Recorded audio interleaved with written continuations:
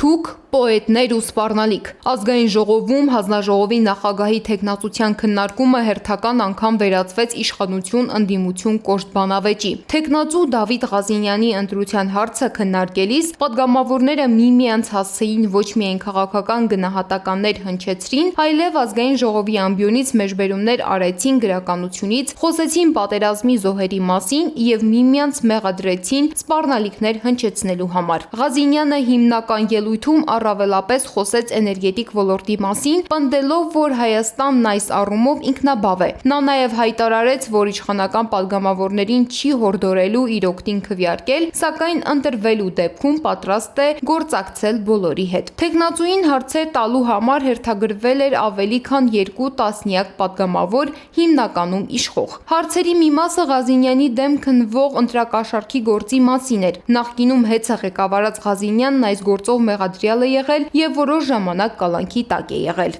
Ես հեծում մուտք չունեմ արդեն 1 տարի, ձեզ ուղիղ առաջարկ եմ անում, ապահովեք հնարավորությունը հեծ, մուտքի հնարավորությունը եւ ես ձեզ կապացուցեմ, որ բազմաթիվ հարյուրավոր համայնքներ հենց տարվա սկզբին չունենալով հաստատած բյուջե, նախորդ տարվան արդեն սպառած եւ այլն եղել են շատ լուրջ մեր կողմից, այսպես ոնց ասեմ, լավություններ կամ խնդրանքները բավարարվել են, շատ մեծ, ուղիղ առաջարկ եմ անում, հետո գանք ես եւ դուք այստեղ տեսնենք ինչ է արվել, ոնց է արվել։ Բայց քննարկումն աստիճանաբար դուրս եկավ թեկնածուին վերաբերող հարցերի շրջանակից եւ վերածվեց սուր բանավեճի։ Վեճի պատճառ դարձավ ՔՊ պատգամավոր Գարիկ Սարգսյանի ելույթը։ Նա ազգային ժողովի ամբիոնից արտասանեց Ռաֆայել Պատկանյանի հայերուս թուքը բանաստեղծությունից հատված, ասելով, որ այդ կերպ պատասխանում է ուժեղ Հայաստանի առաջնորդ Սամվել Կարապետյանին։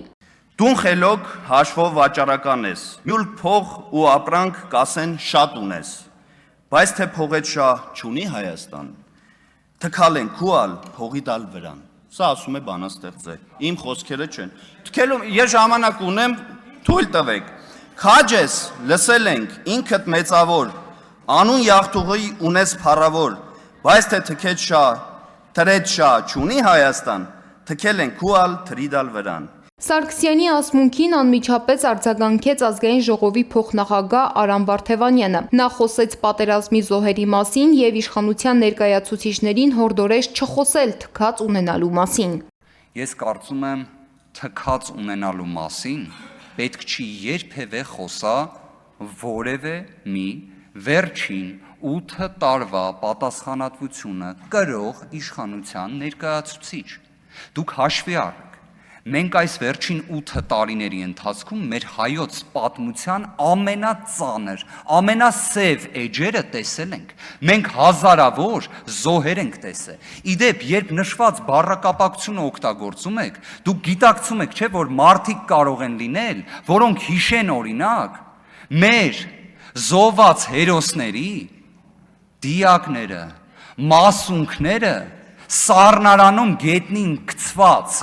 Բանավեճը, սակայն դրանով չավարտվեց։ Գարիկ Սարգսյանի ելույթին անդրադարձավ նաև Մամիկոն Ասլանյանը, պատգամավորներին հորդորելով զերծ մնալ իր ձևակերպմամբ պոետիկ դրսևորումներից։ Բարեկրթությունը այս վերջին օրերին դառնում է արտարժույթ, ապրանք, որը մեկս մյուսից վրա ցանկանում ենք վաճառել կամ օտարել։ Եվ այդ բարեկրթությունը իբրև թե դիտվում է գթասրտություն, չգիտեմ, ինչ-որ մեկի բարի կամքի արտահայտություն։ Այստեղ ընդհանրապես, որպեսզի մեր ընտրողները, մեր հասարակությունը ու նաև պատգամավորի էթիկայի կանոնները սահմանադրական օրենքներով սահմանված մենք իրականացնենք, այստեղ, չգիտեմ, ջենտլմենական ասեմ, ինչ ասեմ, պայմանավորվածություն ենք ձեռք բերել, թե այստեղ ոչ մեկին չի կարող ոչ դուրս շպրտել, որ ներս բերել, կներեք այստեղ ոչ մեկի պապի կարտոլատեղերը չի, որ մեզ հրավիրեն կամ դուրս անեն կամ ներս անեն։ Հետևաբար բերեք մնանք ոչ միայն բարեկրթության, այլ նաև օրինականության սահմաններում։ Ասլանյանի խոսքին էլ արձագանքեց ազգային ժողովի նախագահ Ռուբեն Ռուբինյանը։ Նա այդ ձևակերպումը սպառնալիք որակեց եւ պատգամավորներին կոչ արեց վերադառնալ քննարկվող հարցի բովանդակությանը։ Ես կառաջարկեի ընդհանրապես պոեզիան թողնել պոետներին եւ զբաղվել ելույթներով։ Հաջորդը, պարոն Մամիկոն Ասլանյան, ես Խնդիր չունեմ, շատ լավ է, որ ասում եք պետք է անձնական մաղձը թողել մի կողմ եւ այլն եւ այլն։ Բայց ես ճիշտ լսեցի, որ դուք ասացիք, որ ելույթ ունեցողներից մեկը լավ կլինի այտենց ելույթներ չունենա, հակառակ դեպքում ստիպված կլինի մտածել իր առողջության մասին։ Ես ճիշտ հասկացա, հա։ Չէ, ես ուզում եմ հասկանամ ինչ նկատի ունեիք։ Տեղից մի խոսեք։ Ես ուզում եմ հասկանամ ինչ նկատի ունեիք, այսինքն բժիշկ եք դուք, հա, պետք է բժշկական օգնություն եք պատրաստում տալ։ Ինչ է, որովհետև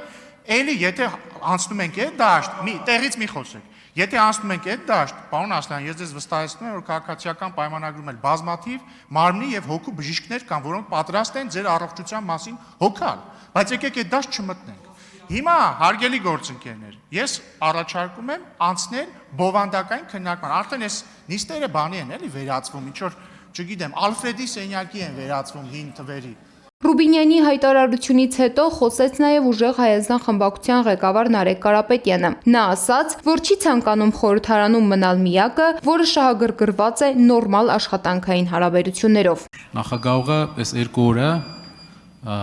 ամեն ինչ անում է, որ նիստը վերածվի 8-րդ գումարման ազգային ժողովի նիստի։ Երեք խոսում էր բոքսից, այսօր խոսում է առողջությունից։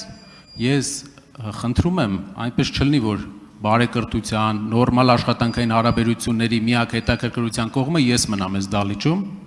եւ բոքսի գնացողներ էլ կան մեր մոտ, տանձիկներ ունեցողներ էլ կան ու շատ ինքնավստահ տանձիկներ, ասեմ։ Իսկ ինչ վերաբերում է